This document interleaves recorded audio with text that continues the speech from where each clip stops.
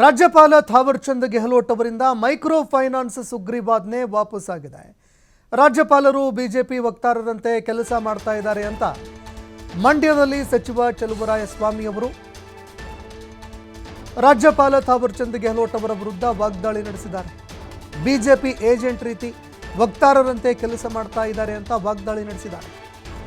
ಸರ್ಕಾರದ ನಿರ್ಧಾರಗಳನ್ನು ರಾಜ್ಯಪಾಲರು ನಿರಾಕರಣೆ ಮಾಡ್ತಾರೆ. ಆದರೆ ಎಲ್ಲದಕ್ಕಿಂತ ಮುಂಚೆ ಸಿಎಂ ಸಿದ್ದರಾಮಯ್ಯ ಅವರ ವಿರುದ್ಧ ತನಿಖೆಗೆ ಅನುಮತಿ ಕೊಟ್ಟುಬಿಡ್ತಾರೆ.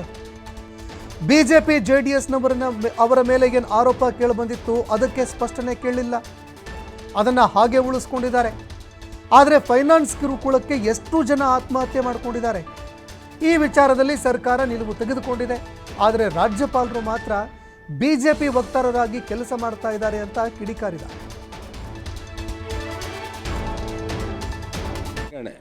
ನಮ್ಮ ಸರ್ಕಾರ ಕೊಡೋದಕ್ಕೆಲ್ಲ ನಿರಾಕರಣೆ. ಅದಕ್ಕೆ ನೋಡಿ ಇಂಥ ಕಠಿಣವಾದಂಥ ಪರಿಸ್ಥಿತಿನಲ್ಲೂ ಸಹ ನಮ್ಮ ದಿನನಿತ್ಯ ಆಡಳಿತದಲ್ಲಿ ಅನೇಕ ವಿಚಾರಕ್ಕೆ ಅವರು ಅಂಕಿತ ಹಾಕದಲ್ಲೇ ವರ್ಷಗಟ್ಟಲೆ ಬಾಕಿ ಉಳಿದಿದೆ. ಗೊತ್ತಾಯ್ತಾ? ಸಿದ್ದರಾಮಯ್ಯನವ್ರಿಗೆ ಮೊದಲೇ ಕೊಟ್ಬಿಟ್ರು. ಆ 3-4 ಜನ ಬಿ ಜೆ ಪಿಯವ್ರಿಗೆ JDSನವ್ರಿಗೆ ಅದು ಹಂಗೆ ಇಟ್ಕೊಂಡವ್ರೆ, ಕ್ಲಾರಿಫಿಕೇಷನ್ ಕೇಳ್ಕೊಂಡು. ಅದು ಒಂದು ಕಡೆ ಪೊಲಿಟಿಕಲ್ ಇಶ್ಯೂ ಪ್ರೆಜರ್ ಇದೆ, ಮಾಡಿದ್ದಾರೆ ಅಂತ. ಸೊ ಮೈಕ್ರೋ ಫೈನಾನ್ಸಿಂದ ಎಷ್ಟು ಜನ ತೊಂದರೆ ಅನುಭವಿಸ್ತಾ ಇದ್ದಾರೆ, ಎಷ್ಟು ಜನ ಆತ್ಮಹತ್ಯೆ ಆಗ್ತಾಯಿದೆ, ಇದ್ರ ಬಗ್ಗೆ ಸರ್ಕಾರ ಒಂದು ನಿಲುವು ತೊಗೊಂಡ್ರೆ ಆ ನಿಲುವಿಗೂ ಸಹ ಇವರು ವಾಪಸ್ ಆಗ್ತಾರೆ ಅಂದರೆ ಸೊ ಇದು BJPಯ ವಕ್ತಾರರಾಗಿ ಕೆಲಸ ಮಾಡ್ತಾರೆ ಸಾಹೇಬರು. ಅದು ಕಾನ್ಸ್ಟಿಟ್ಯೂಷನ್ ಹುದ್ದೆ. ಸೊ ನಾವು ಗೌರವ ಇದೆ ಅವ್ರ ಬಗ್ಗೆ. ನಮಗೆ ಭಾಳ ಒಂದು ಇಂಥ ಹುದ್ದೆಗಳಲ್ಲಿ ಇತ್ಕೊಂಡು ನ್ಯಾಯ ಕೊಡಬೇಕು ನಮ್ಮ ರಾಜ್ಯಕ್ಕೆ ಅನ್ನೋದು ನಮ್ಮ ಅನಿಸಿಕೆ.